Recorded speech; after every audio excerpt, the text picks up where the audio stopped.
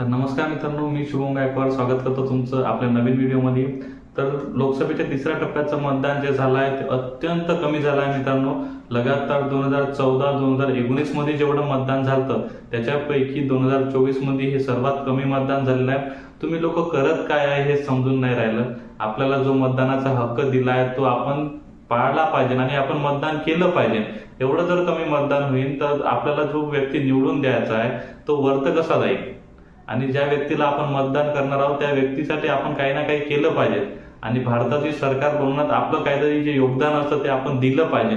तर असे मतदान जे आहे ते चांगलं झालं पाहिजे। तिसऱ्या टप्प्यात जे आहे सर्वात कमी मतदान झालेलं आहे। तर आपण पाहणार आहोत की कोणत्या मतदारसंघामध्ये किती मतदान झालं आणि काय याचे कारण आहे ते तर मी सांगू नाही शकत, पण तुम्ही पहा की तुमच्या लोकसभेमध्ये एवढे कमी मतदान का होत आहे आणि लोक मतदान का बरं करत नाही हे आपल्याला कमेंट करून नक्की सांगा। लोकसभेच्या तिसऱ्या टप्प्यामध्ये ह्या पहिल्या 2 टप्प्यापेक्षा सर्वात कमी मतदान झालेलं आहे। तर तिसऱ्या टप्प्यामध्ये सरासरी 61% मतदान हे महाराष्ट्रामध्ये झालेलं आहे। त्याच्यापैकी सर्वात जास्त मतदान हे कोल्हापूर मतदारसंघामध्ये झालेलं आहे आणि सर्वात कमी मतदान जे आहे हे सोलापूर मतदारसंघामध्ये झालेलं आहे। आणि सोलापूरमध्ये तर चांगले उमेदवार होते, प्रणितीताई शिंदे होत्या, त्याच्यानंतर राम सातपुते होते, यांच्या सगळीकडे कौल असल्यासारखा होता। तर सोलापूरमध्ये अशी का अडचण आली की तुम्ही मतदान केलं नाही हे सोलापूरकर तुम्ही आपल्याला कमेंट करून नक्की सांगा। त्याच्यावर आपला व्हिडिओ आलता, त्याच्यावर चांगला प्रतिसाद मिळाला होता। तर ह्या सोलापूर मतदारसंघात मतदान एवढं कमी का झालं ते तुम्ही आपल्याला कमेंट करून सांगा। तर आपण बाकीचे जे मतदारसंघ आहे ते पाहणार आहोत की याच्यामध्ये किती जे मतदान झालेलं आहे। प्रथम बारामती लोकसभा मतदारसंघामध्ये पाहणार आहोत आपण। तर बारामतीमध्ये 58.83% हे 2014 मध्ये मतदान झालं होतं। त्याच्यानंतर 2019 मध्ये जे आहे ते 61.33% मतदान झालं होतं आणि त्याच्यानंतर 2024 मध्ये जे आहे ते 52% मतदान झालेलं आहे। त्याच्यानंतर दुसरा मतदारसंघ सोलापूर मतदारसंघ, या मतदारसंघामध्ये 2014 मध्ये 55.88% मतदान झालं होतं। त्याच्यानंतर 2019 मध्ये 58.67% मतदान झालं आणि त्याच्यानंतर 2024 मध्ये फक्त 49.17% मतदान झालेलं आहे। त्याच्यानंतर माढा मतदारसंघामध्ये 2014 मध्ये 62.53% खूप छान असं मतदान झालं होतं। त्याच्यानंतर 2019 मध्ये 63.77%, यावेळेस पण खूप छान असं मतदान झालं। 19 मध्ये 65% मतदान हे सांगली मतदारसंघात झालं आणि 2024 मध्ये 52% मतदान झालेलं आहे। का बरं एवढं कमी मतदान होतं तेच समजत नाही। त्यानंतर सातारा मतदारसंघ, सातारा मतदारसंघामध्ये कमी मतदान झालं होतं। 2014 मध्ये फक्त 56.79% मतदान झालं। त्याच्यानंतर 2019 मध्ये जे आहे ते 60% मतदान झालं, हे चांगलं मतदान आहे।